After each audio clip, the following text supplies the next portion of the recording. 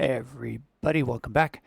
Today I've got the King of Pentacles as the obstruction, the obstacle, and the Nine of Cups as the opportunity. So starting here, this one's this one's cool. I really like all the court cards because I do believe that they're useful to interpret in a way where they symbolize actual individuals, like archetypal personality types. It's always handy if you have a good a strong grasp of personality archetypes. You know, when you meet someone, you could start figuring out some broad strokes of their character. Obviously, it can only get you so far. I believe anyway that people are unique individuals in you know, at least in the ways that are important and make them interesting.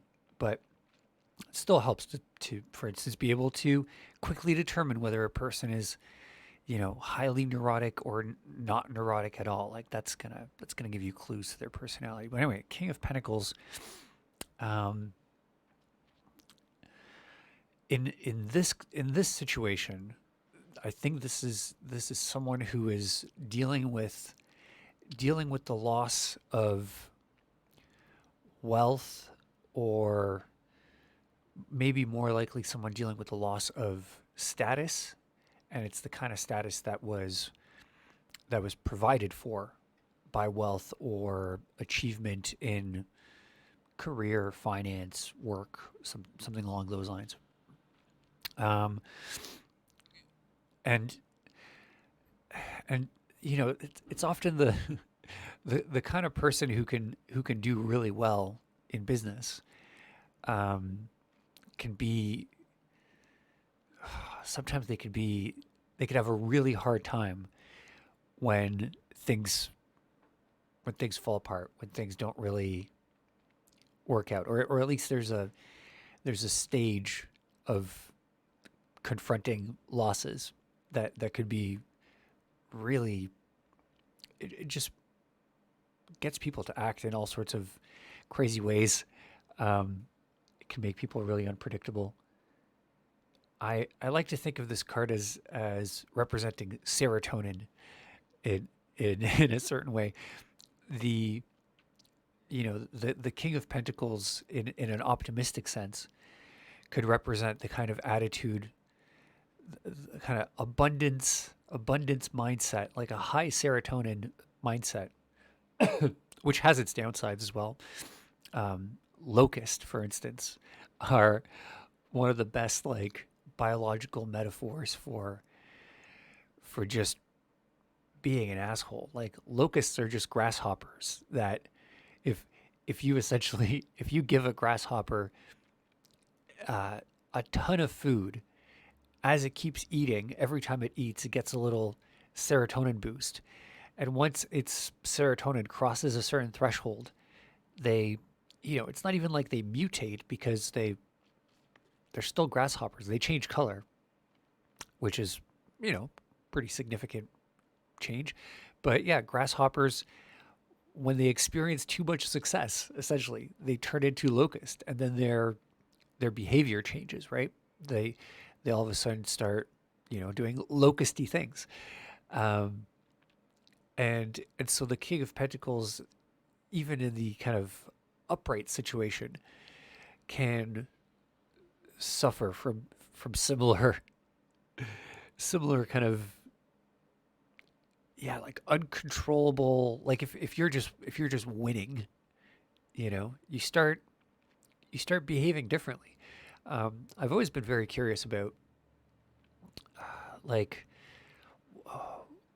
is there an evolved, is there an evolutionary place in human groups or human societies for these kinds of individuals, right?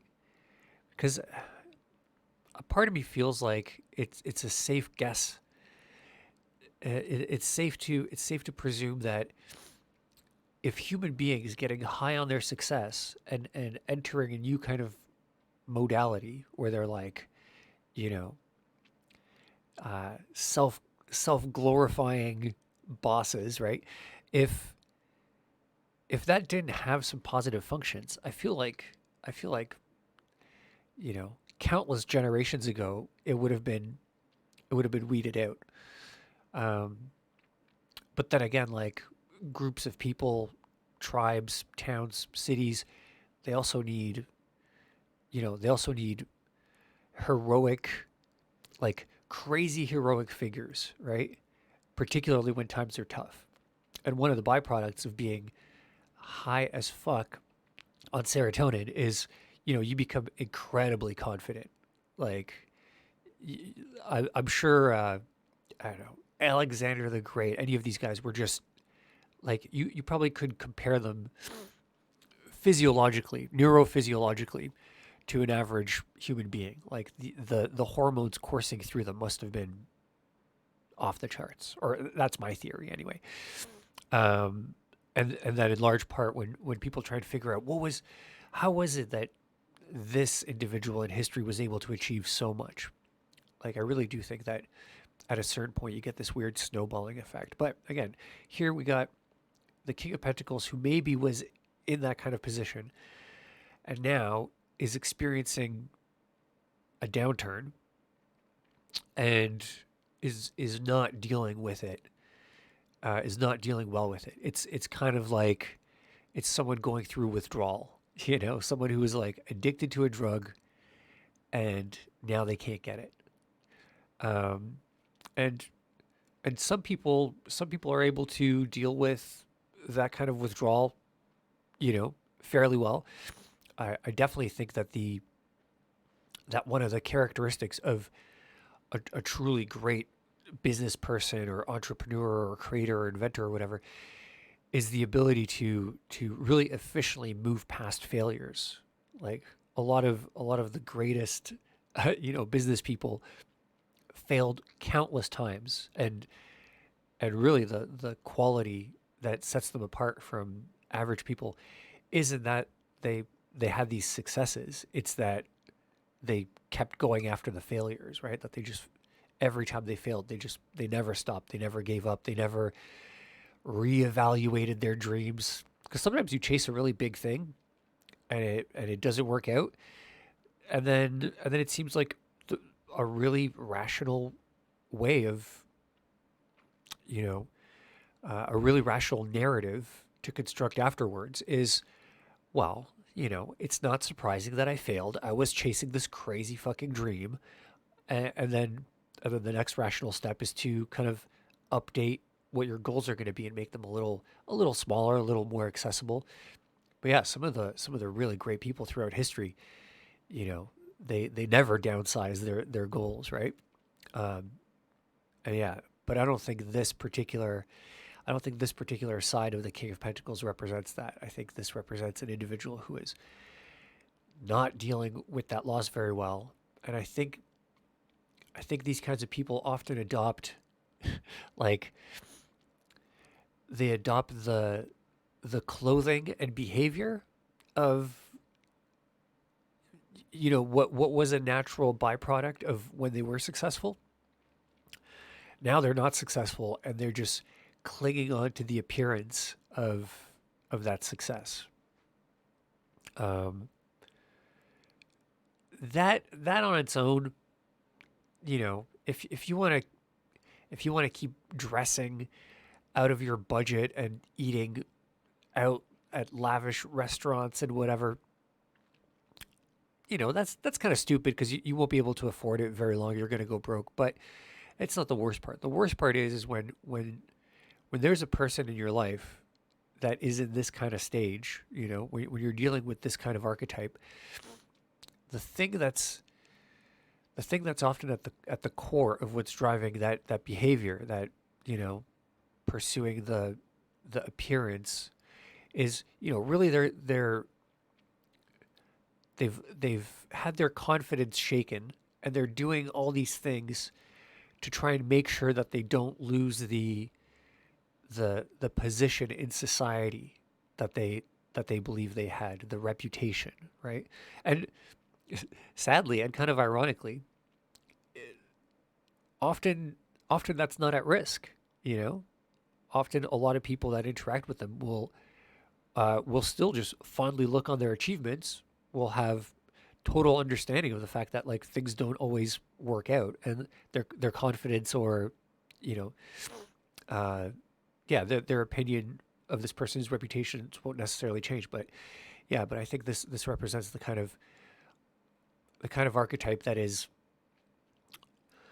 doing all these stylish, refined things, and at the core of it, what they really want is that sense of approval and acknowledgement. And yeah, these people can be people in this kind of modality can be kind of dangerous. They could really fuck things up. They could take things. They could take if you don't give them this if you don't give them the respect that they feel like they used to deserve, that now they're really desperate to hold on to. Um, these people can lash out.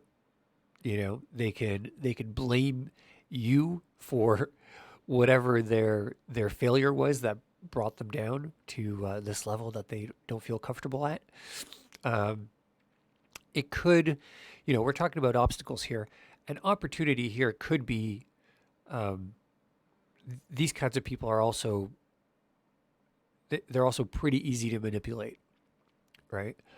So, kind of an optimistic flip side is if you recognize this archetype, being active in a person, um, you could you could really ingratiate yourself really easily by just essentially treating them as though they still are the business magnet or whatever, Um, but then the flip side to the flip side is anybody else can also come along and do that.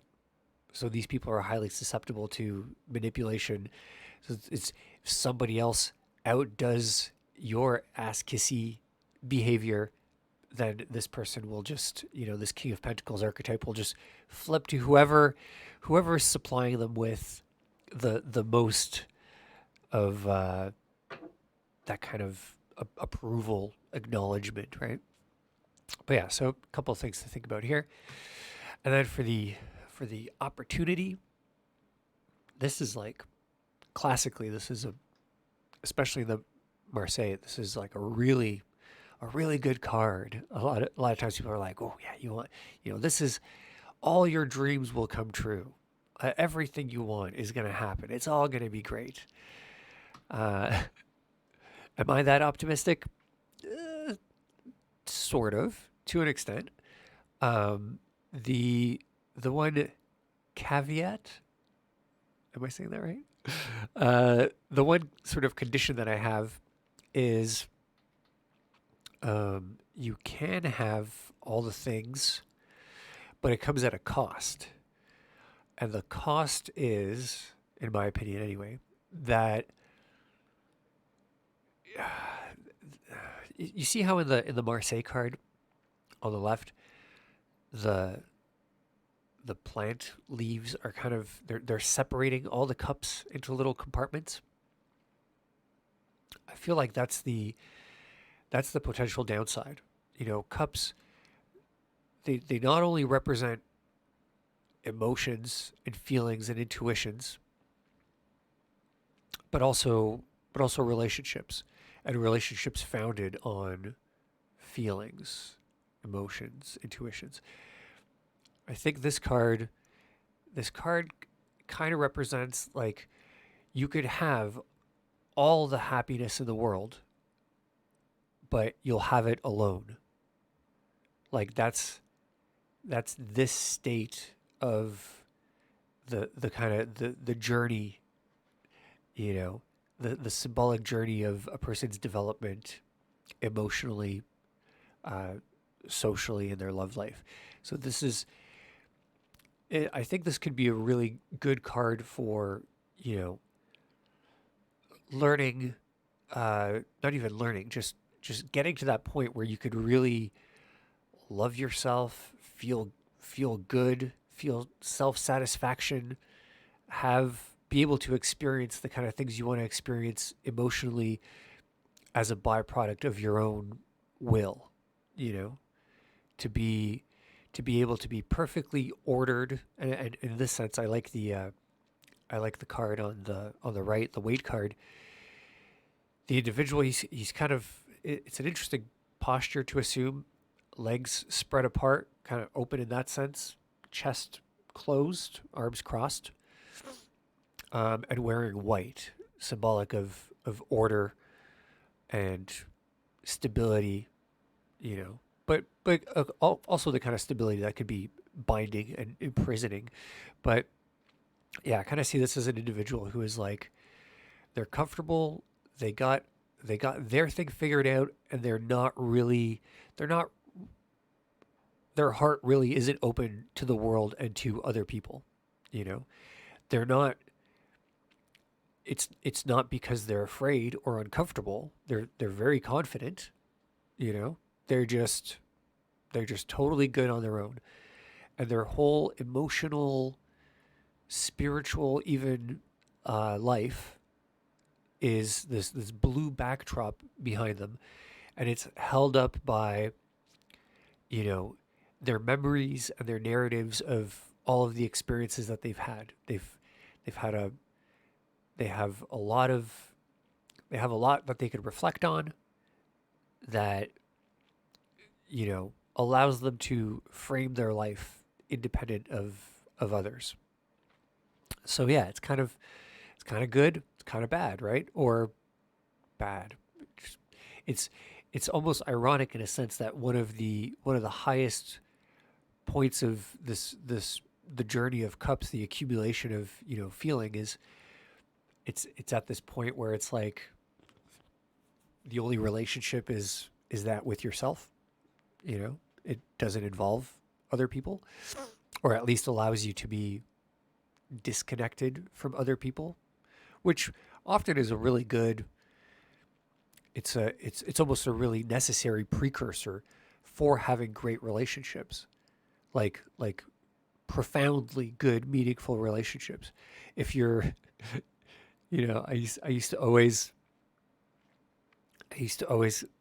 kind of have, I don't know, these doubts whenever any of my friends would tell me that, you know, they're moving in with their boyfriend or girlfriend, and when they would, not just that on its own, but when they said, you know, when they said that they're moving in to save money, right? Like that was their primary reason.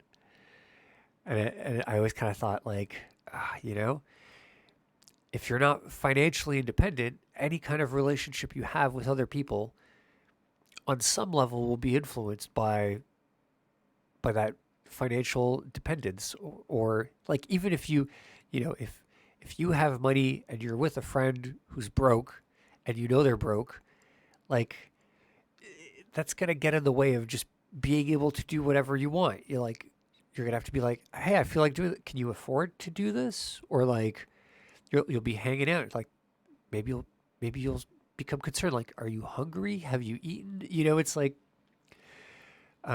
any sort of deficiencies. Same thing if people are lonely, right? Like being together with someone who you're attracted to, who you love because of their, I would argue, you know, the basis for that is like virtue, right? You you can see that they have, you know, I think poetically it's like they have a beautiful soul, right? But you identify within them the presence of some virtue that you hold in high regard, right? You fall in love with that. You admire it. So it could be like a platonic friend, you know, a lover, whatever. That's like, that scenario is very different when you're also lonely and starving for human interaction, or you haven't, no one's touched you in months, and you're, you know, it's like those needs are gonna, they're gonna get in there ahead of any possibility for a relationship, just based on like going from neutral to and abundance of some sort of an experience. That's great. But neutral means you're self-sufficient, right? Going from negative to neutral just by interacting with the person, it's like it's different. Mind you, I think it's I think for I think it's pretty common for people to not have that, experience of self-sufficiency, being comfortable just by yourself. Even though I think a lot of people acknowledge that that's certainly a goal. Like, first, I want to figure out how to love myself before I look for love in life, right? It's certainly, I think, what people who have been in at least a couple relationships, people who have experienced, relationships, often look for in an individual. They're like they don't want to get involved with someone who's, desperate for emotional contact or something like that. Um, but yeah, so I think this card symbolizes the the possibility of attaining this kind of inner peace, inner, this emotional balance and enjoyment, satisfaction, and meaning in life, and it comes by way of being a singularity, individuation, right? Um, so yeah, good and potentially alien or strange or different to people, but um, maybe if you don't spend very much time by yourself, because maybe because you're afraid that you will be lonely and you will feel incomplete and you need to distract yourself from being alone, maybe now is a good time to test the waters again. you know Maybe just go out, spend some time with your own thoughts. Maybe the opportunity is here to realize that there's actually a lot that you can enjoy from the experience. I'm going to wrap things up here. Thanks for watching. Drop me a like if you enjoyed this, and feel free to leave a comment if you would like to be entered into the weekly draw for a one-on-one tarot reading. Thanks for listening. I'll see you tomorrow. Take care.